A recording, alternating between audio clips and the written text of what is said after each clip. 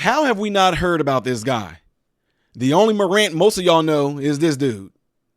You are a natural born public speaker, and that's a fact.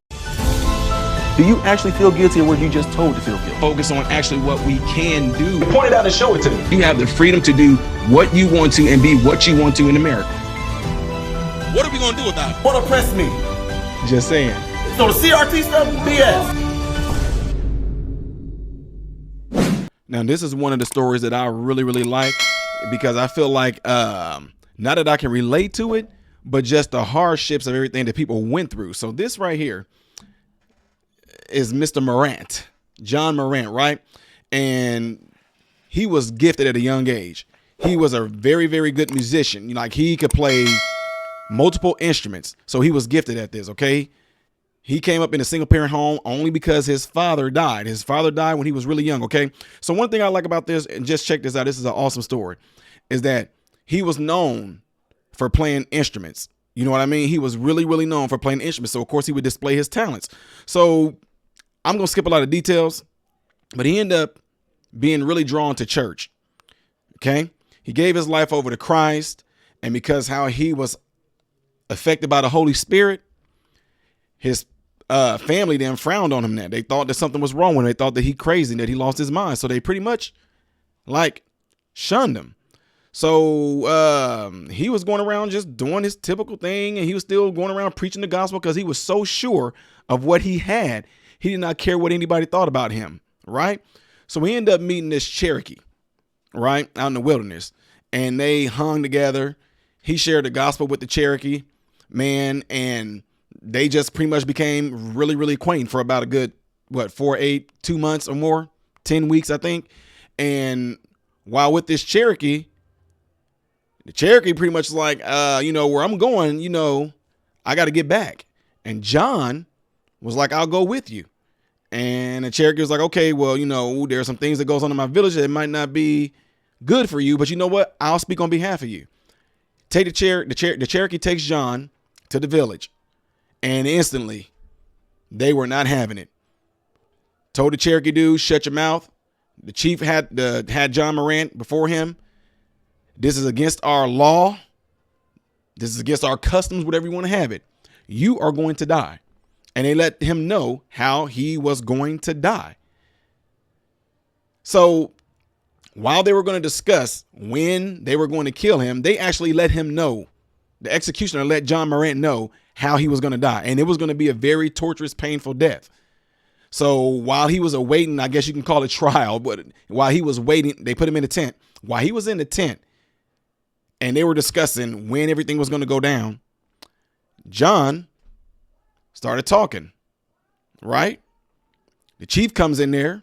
Not the chief, I'm sorry. The executioner comes in there. Who are you talking to? John's like, I'm talking to Jesus. Where? Where's Jesus? He's like, he's here. I don't see anybody. He's like, he's here.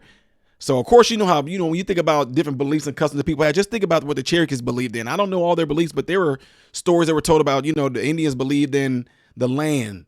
There was various gods. I'm serious, y'all. There was like a corn god, a rain god, all these different gods, different spirits that they worshiped. So for John to come along and say he's talking to Jesus, who this execution never heard of, it astounded him. So he ran back like, hey, something's going on with this. That guy, he's in there talking to somebody. And the chief, who is he talking to? He's talking to somebody. So of course the chief comes. Same exact thing that the executioner did. John was letting him know that he was in there talking to Jesus, and Jesus is here, and Jesus changed his life. He just pretty much started telling them the gospel of Jesus. The executioner and the chief ends up getting converted to Christianity. Now, I might have skipped some parts in there. There's a part in there where while John was explaining who he was talking to, he had his Bible with him. The chief's daughter grabbed the Bible and started hugging it and all this and that. And she started loving this Jesus that John Marrant was so much praising that the chief was like, what did you do to my daughter? Take this curse off my daughter. And John couldn't. The daughter was loving this gospel that he was preaching, right? Gospel, good news, this wonderful Jesus. So eventually the chief ended up getting converted. The executioner gets converted, and the chief's daughter got converted. And John Marrant ended up pretty much becoming friends with this tribe of people from sharing the gospel of Jesus. That's a story that you don't get told, right? So he ended up dressing like them. He respected their culture, but he had all of them converted. He dressed like them. He wore the paint.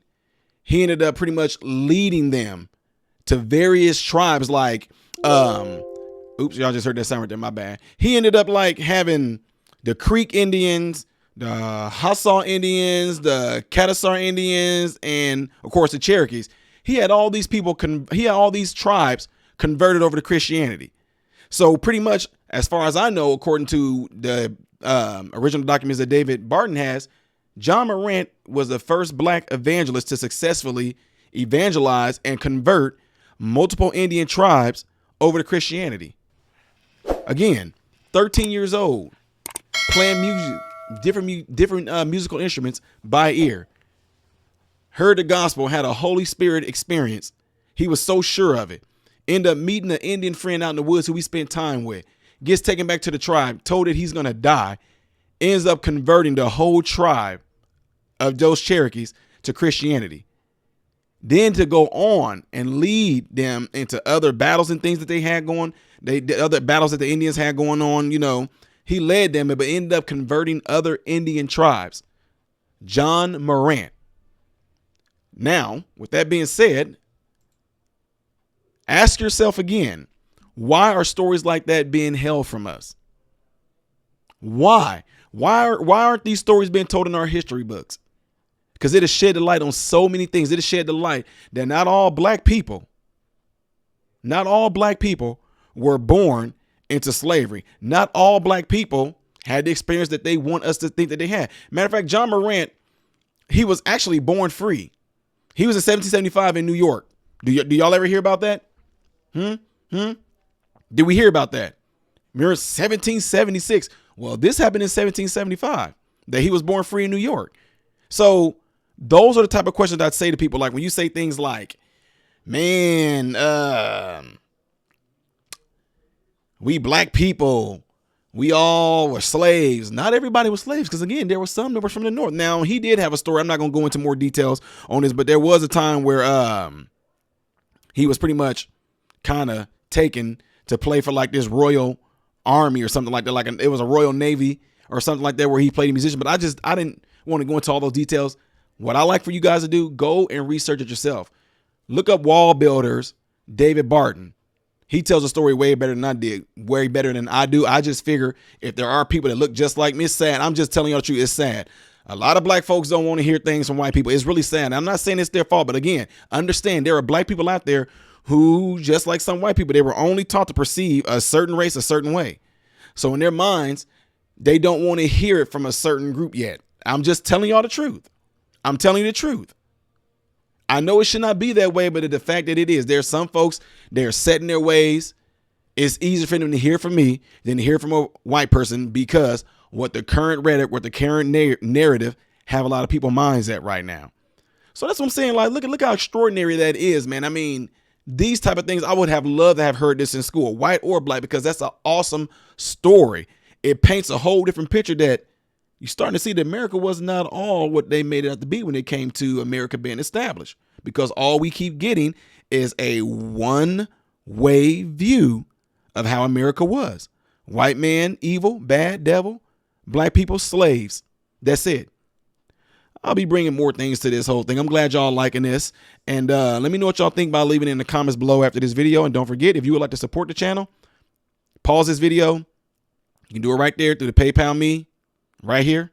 Okay. You can also join Patreon. It's just $1. You seen the little ticker thing was playing out here the whole time. Pause this video and go there.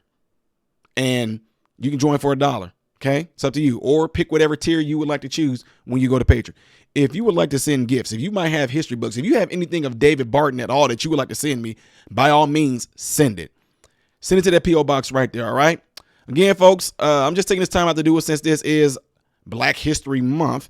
And although I don't feel that black people are only relegated to 1 month, like Morgan Freeman said, I'm also going to throw my 2 cents in here. It's going to be more than 2 cents. It's going to be a whole lot of change.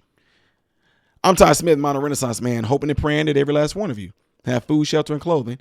And most of all, hope and pray every last one of you guys are in great health. God bless you all through Jesus.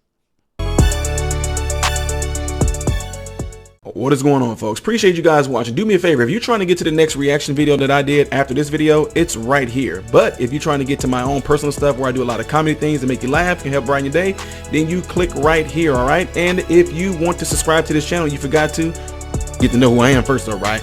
Then you're going to click right here to lead you into the subscription. Make sure you hit the bell notifications to get notified anytime I post a video, all right?